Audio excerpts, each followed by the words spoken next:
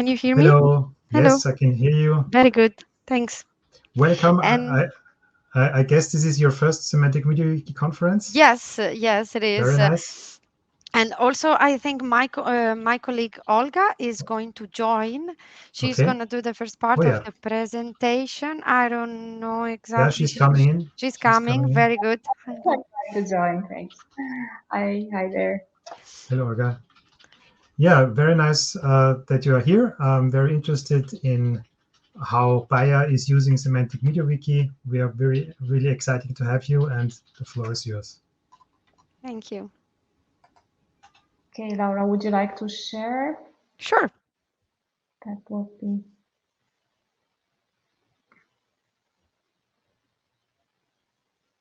There we are. Can you see my screen? Yes.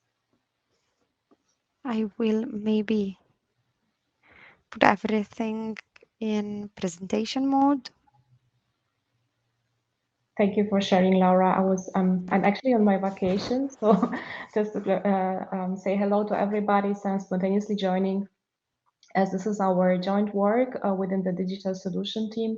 And I will shortly introduce to you the context of our work. And this is also easier for us with respect to the clearance within the company. So what we would like to talk about is the CMC knowledge managed with Semantic MediaWiki, and the CMC abbreviations is here for chemical manufacturing and control. So if you maybe search on the web for the chemical manufacturing and control, then you will definitely find lots of useful knowledge about this. I will shortly tell you what we are doing within our department at Bayer. And maybe to say a few words, we are a digital solutions team within a bigger department of several hundred people, and all of us are responsible for certain parts of the digital transformation. So my role mainly is within data and systems engineering. Also, I'm supporting Laura with knowledge engineering. And as a computer scientist by training, I'm within the life science industry since several years. And I really enjoy the projects that we are driving together.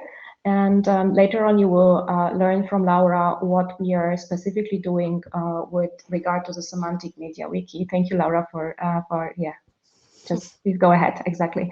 So what is CMC and what is our department actually doing? So chemical manufacturing and control focuses a lot on preparing the medicinal products ready for the clinical study, ready for the market later on, and especially within Bayer. In our department, we basically turn molecules into medicines. So you can imagine the pharmaceutical research takes lots of effort and lots of researchers, scientists working on finding out the proper substances, how to heal, how to help the patients. And this research is divided in several different decision points. It is divided in different stages. And once the substances are ready, we are taking care in our department about those molecules in order to turn them into the medicines. So in general, and you see actually another abbreviation on the slide, which is the CPD. CPD is a bit broader context of the CMC, so chemical manufacturing and control is included into this chemical and pharmaceutical development. We are developing the manufacturing processes, and we of course have lots of data, and this data is being used within the processes. This data also is being recorded around the processes, so we really are able to learn from what we do. Maybe we can go to the next slide. And within the digital transformation, like every kind of industry is doing this, of course. Everybody wants to stay up to date and to do the best out of the things that internally are happening. We are supporting here the chemical and pharmaceutical development, especially with regard to knowledge structuring. So you can imagine, as every research area, also we have lots of knowledge that is being created. Furthermore, within the manufacturing process, we have also knowledge and data that is being created as a side effect somewhat, right? So when somebody is doing science, somebody is doing research, they on purpose write text, they do the studies, so you have a very concrete data. But maybe while you are doing some experiments, you are still having some findings which are unexpected. Those findings are also very valuable knowledge. So we would like to tackle this knowledge, structure it, and make it available. You see in the middle of the slide a nice picture, maybe no problem, a nice picture with AI inside. Of course, we are trying to pursue the better understanding of what is actually AI doing in general for the systems, for the data, how it can improve our work.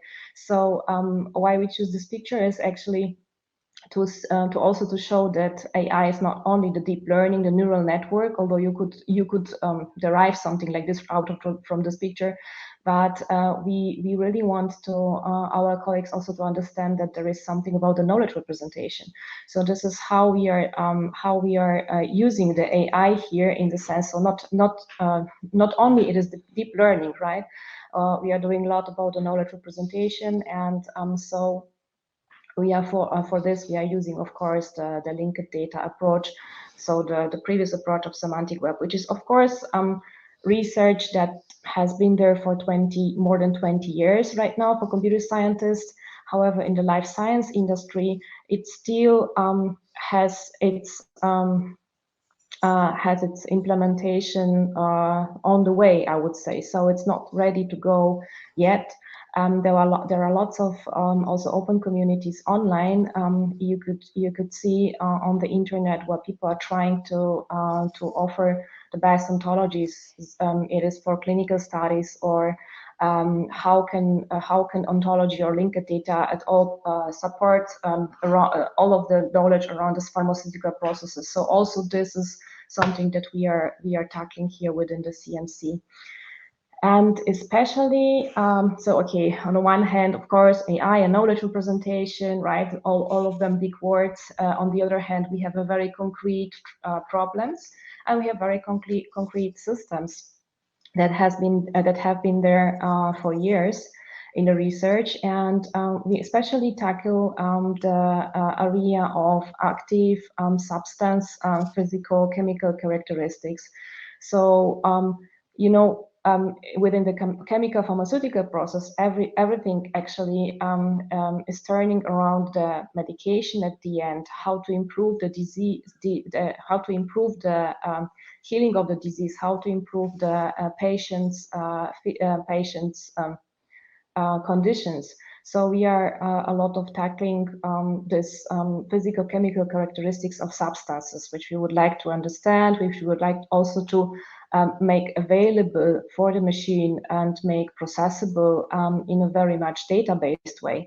And you might be wondering, because it seems kind of trivial thing, right? Because we have on the market, we have lots of different solutions allowing to do so. However, imagine that it's a very specific area. It's a area with lots of specific knowledge, chemical knowledge. And as you can see an example on this slide, that we need to anonymize, that there is a lot of very small information or solubility or steering time of a substance.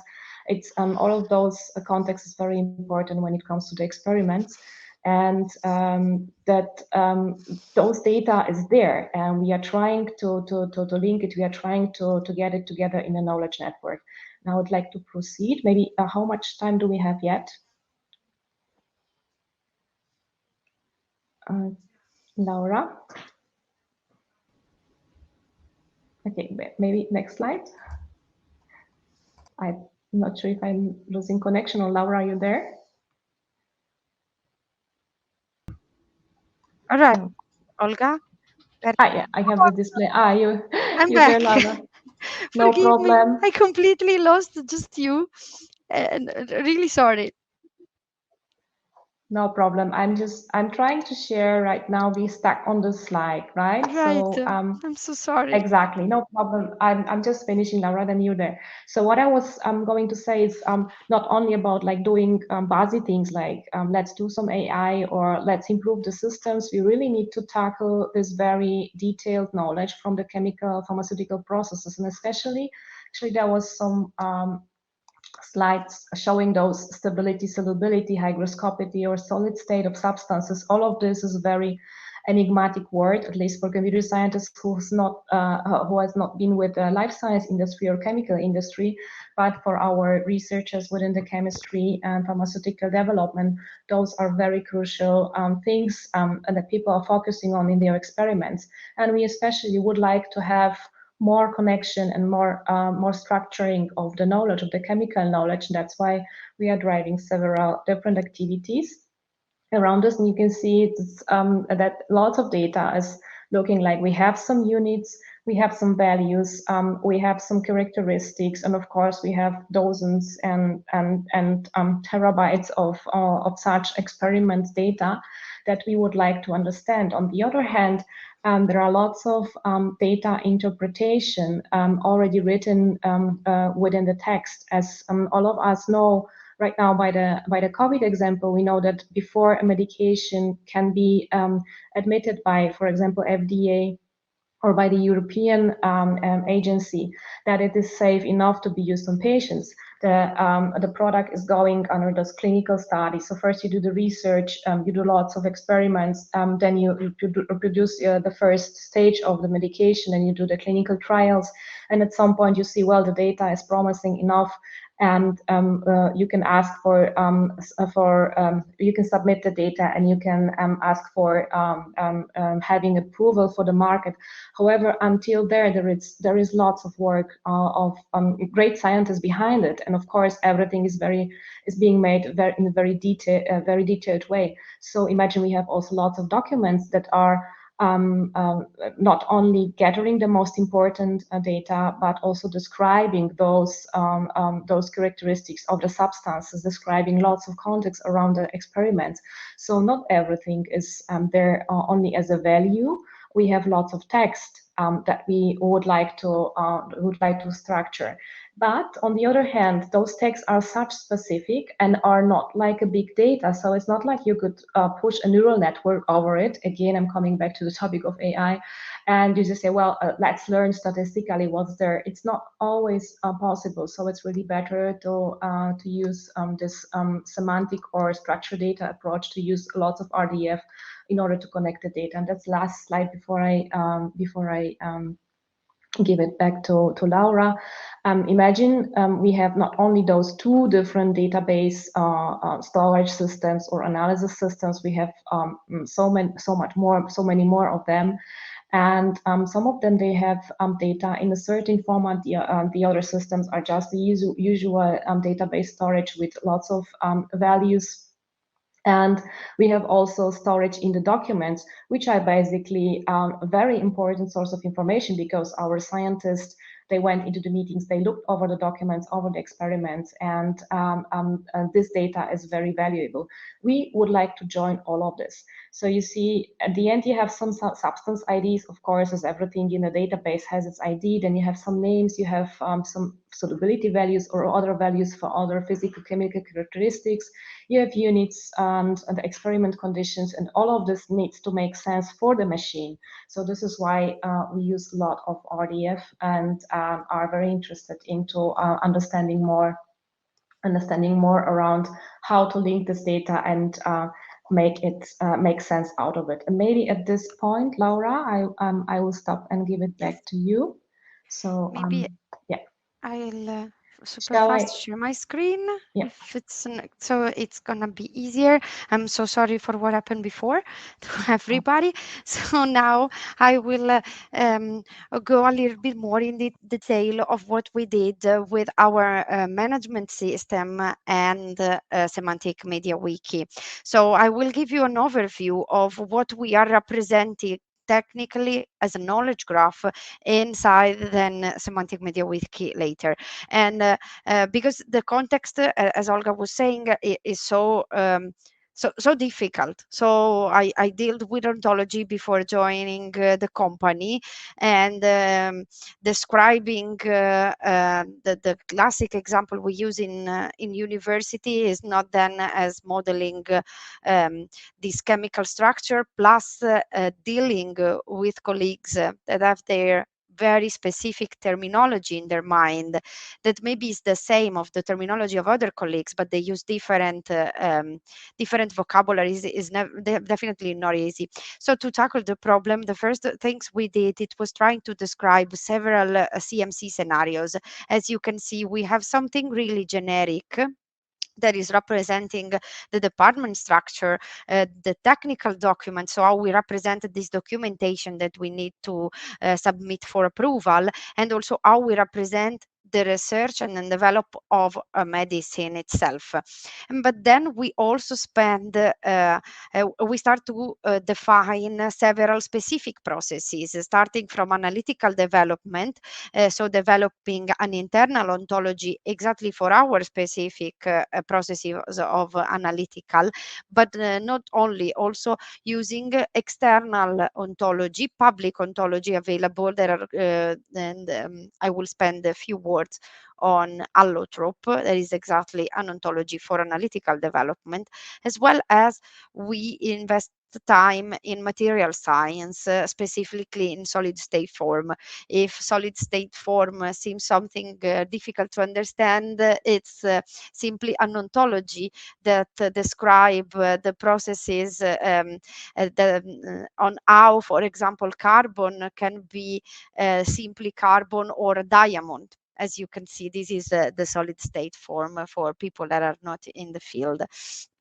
And to also give you an overview, of course, if we have all these different pieces of use case in our knowledge graph, we need to use enterprise data governance to maintain all this vocabulary, because we need to have our visibility into the business operation. And why we are investing in knowledge graph is because the semantic interpretabilities, as also Olga was telling you, it allows us to do integration, to do sharing. That it's something that when you have so much data, it's probably the best technology you can use is exactly knowledge graph and RDF.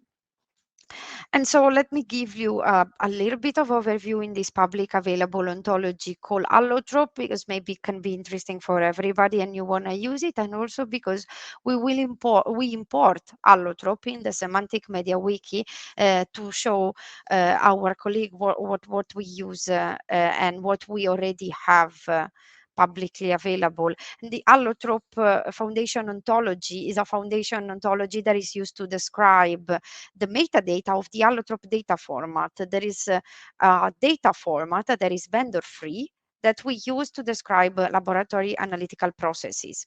And as you can see, this data format has this layer for data description that use the semantic graph modeling. Then we have data cube and data packages. As you can see, this is a standard HDF file format. But what is interesting for us in this phase of the analysis is the data description, because we want to use this structure to not only representing some specific experiment, but for describing all the devices and instruments we have. And as I was telling you, this is a foundation ontology, so it's a top level ontology, and everything is defined as, you know, all the top level ontology is as continuant and occurrent. We are interested in continuant when we want to describe equipment and materials, and we are interested in occurrent when we want to describe processes.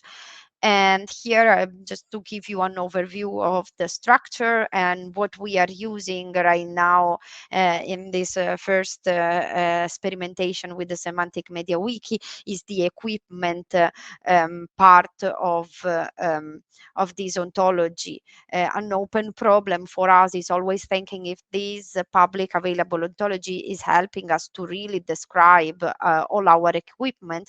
And I wanted to just make you aware that this is not just a buyer problem, but it's something we are already tackling with all pharmaceutical companies. The pharmaceutical companies are moving forward, describing ontologies and hopefully making public.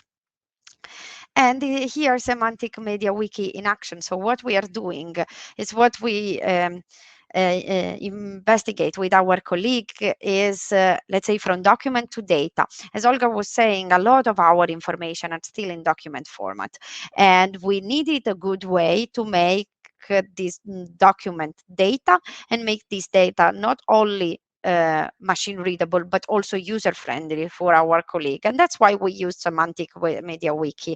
We use Semantic MediaWiki to take our data, our document, and convert it in Wikipedia, let's say Wikipedia page, like, because that's what um, our colleagues know with no problem, because everyone knows how to use a wiki. And for us, it was also a way of converting and summarize the information inside the document, as you can see. So we have a messy data, we will give back structured information, and we will allow our colleague to do also search on this document, as well as a very user-friendly format.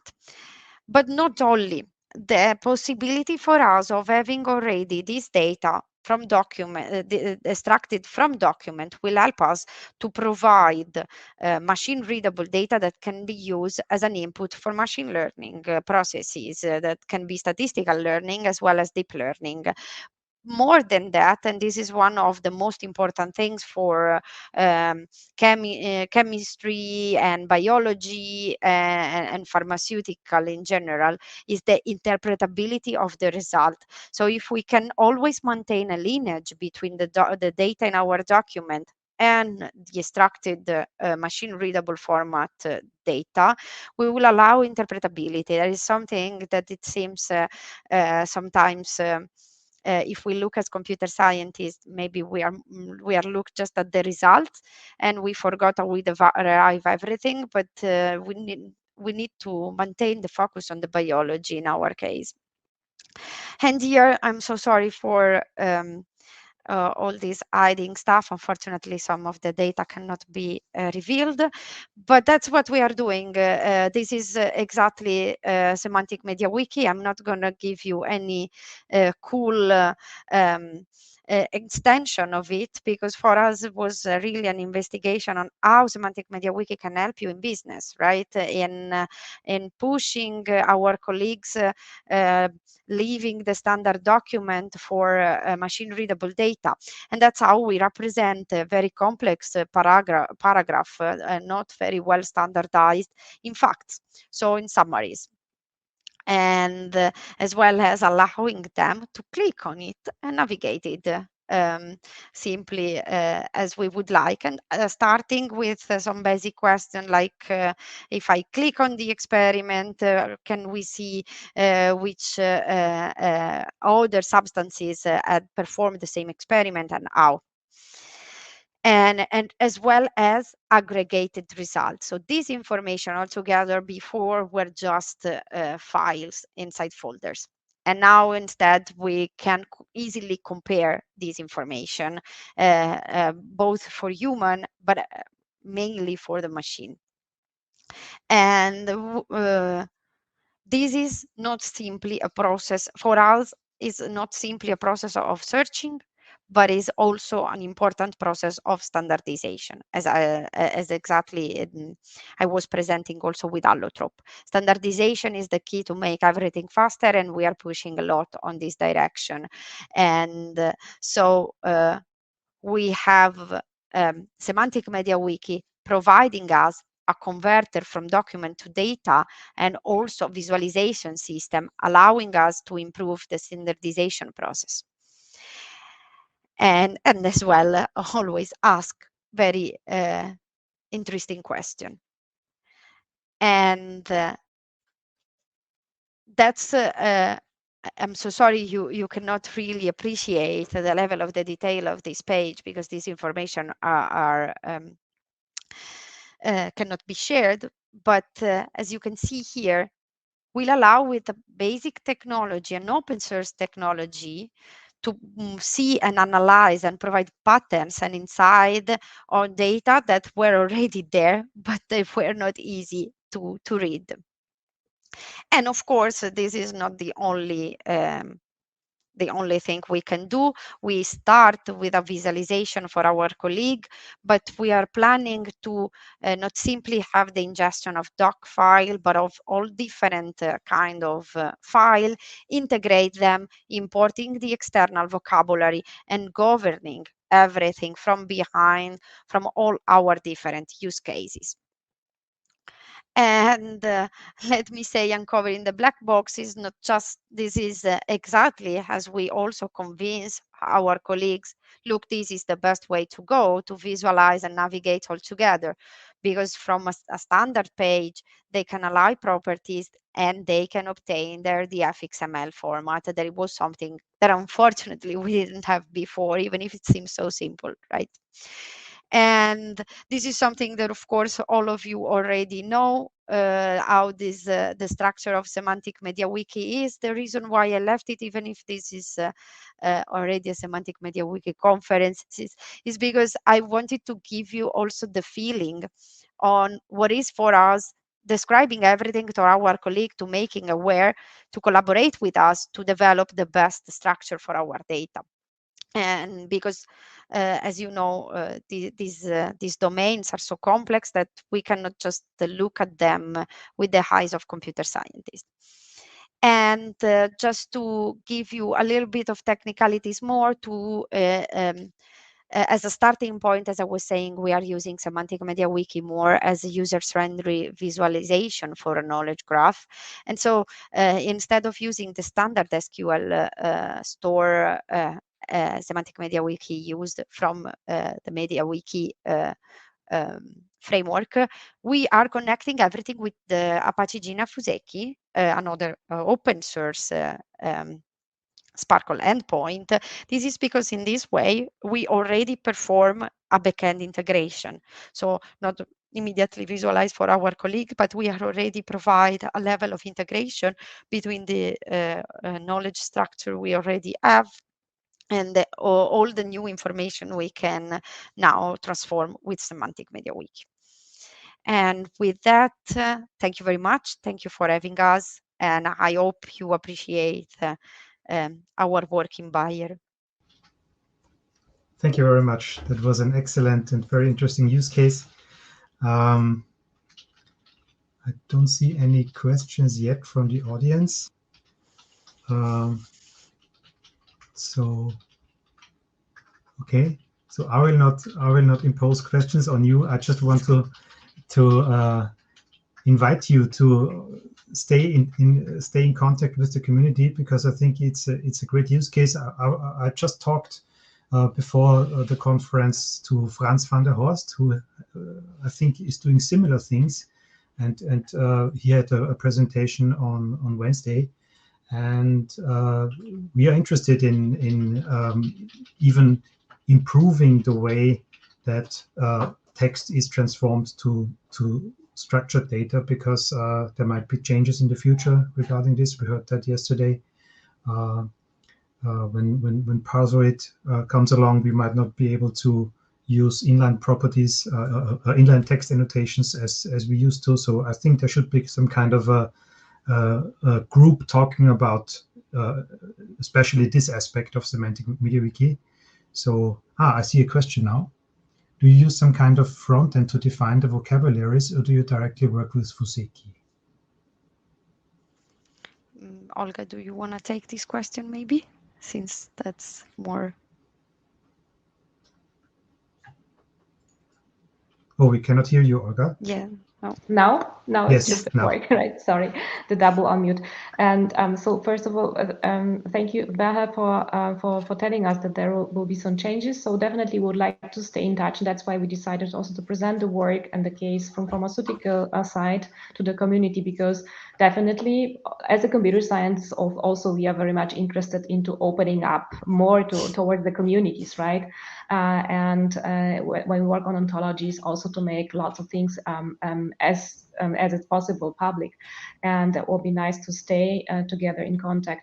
And for the front end, yes, of course, you can imagine, Bayer is a huge company, so of course we are not only using experimental software. In this case, it's experimental settings, so we do it open source. That's not a system in production, but once we decide to go to production, of course we are licensing or buying the software that's on the market. So we are using one of the software that is on the market, and that is helping us to use the front end to our users.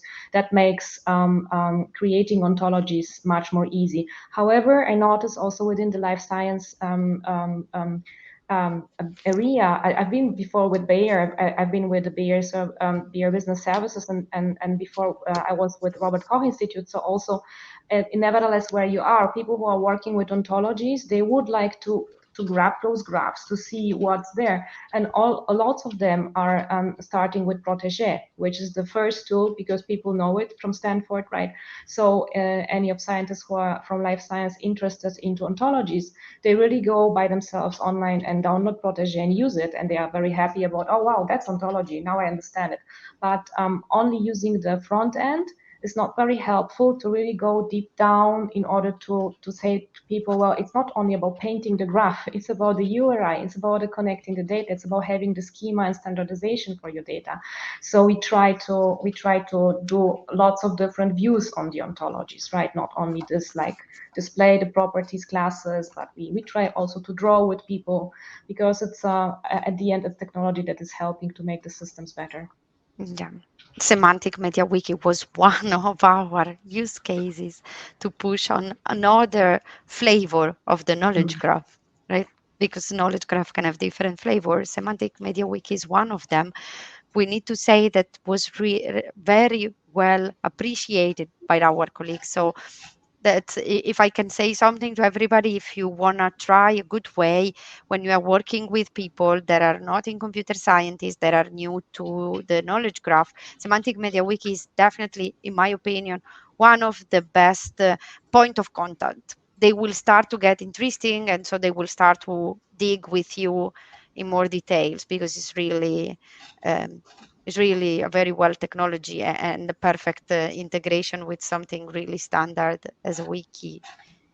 Yeah, maybe going also step further, maybe even if there will be ready to go productive software, I'm sure that lots of companies would be very keen to have it, right? So not only as it's open source or a little bit buggy, but something that is completely ready to go in production, the same way you have AWS services or whatever. Why not Semantic MediaWiki, right?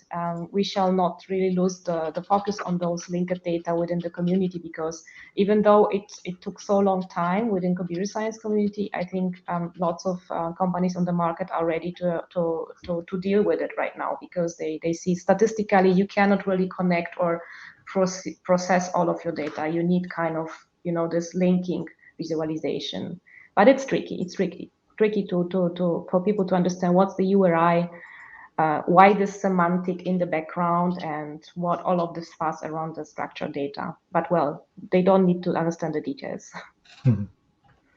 Okay, thank you very much. There are some more questions in the chat. Maybe you can also answer them there.